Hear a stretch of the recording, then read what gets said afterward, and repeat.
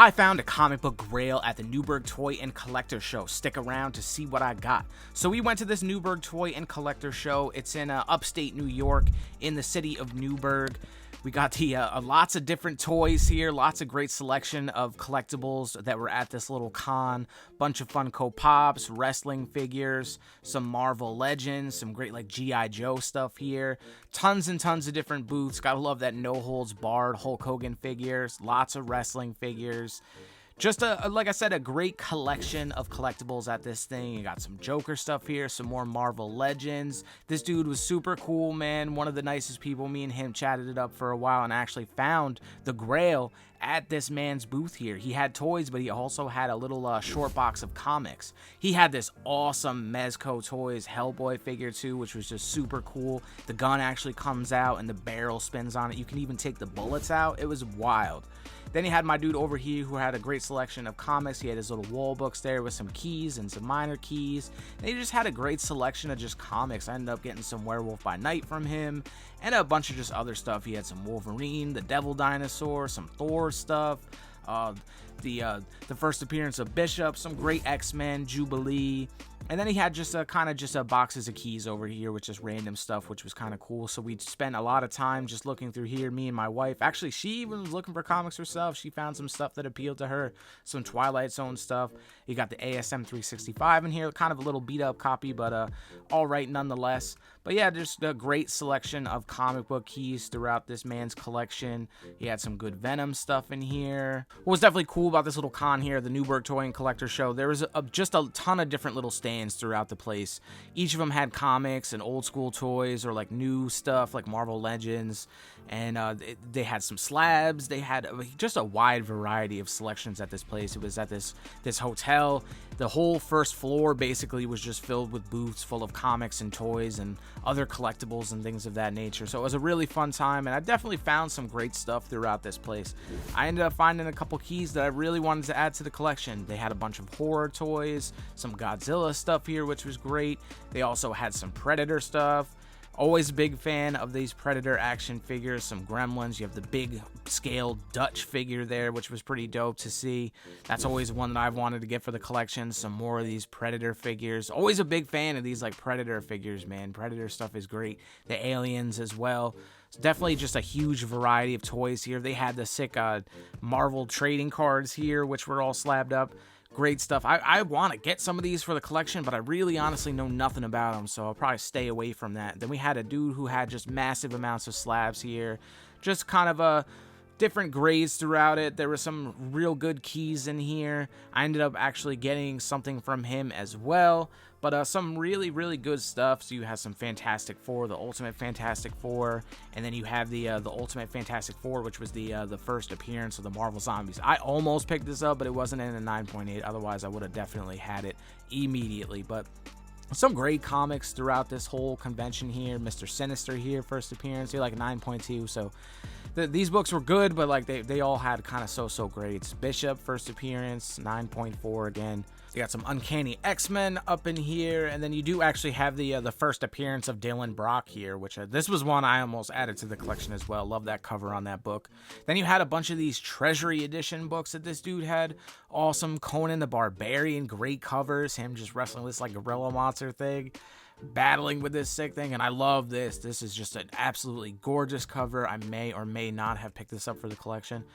This is just a wonderful condition, probably the best condition I've ever seen, like some of these Treasury Editions, man. Some Doctor Strange up in here too.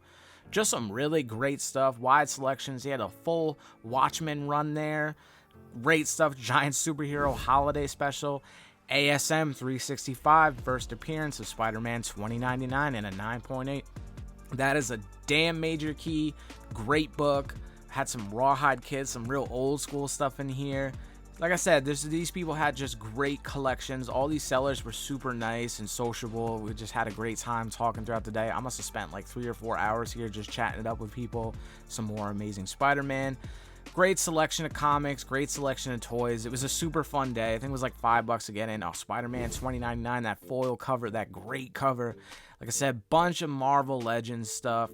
Lots and lots of this stuff. I'm not really into the Marvel Legends. I know people are huge on collecting this stuff, but this just really isn't for me. I'm kind of got out of the collecting the action figure type game, and I'm more of like the Sideshow collectibles, XM Studios type of stuff now.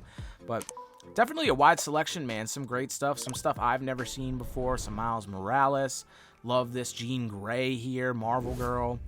And you got some more of the old school toys, got some Transformers stuff, some Ninja Turtles, wide variety of stuff throughout this entire thing. Almost picked up this Cosmic Ghost Rider, yo, because I'm a huge fan of Cosmic Ghost Rider. I seen that, I said, damn, and then I seen $95, and I said, nah, I don't know about that. I'm gonna save that for some keys. You got some Mortal Kombat figures, some wrestling stuff, lots of just random wrestling stuff throughout this, which I'm a fan of pro wrestling. I love like the AEW, I watch weekly, so it's kind of cool to see all these figures. These are things that you don't really see in the stores because they sell out so quick. The stunning Stone Cold Steve Austin, the old school, they got the Shawn Michaels figure here, which is real sick, the throwback. You got the Clown Man, great Todd McFarlane toys, some Master of the Universe stuff. So like I said, like a wide variety. So much different toys and collectibles at this show.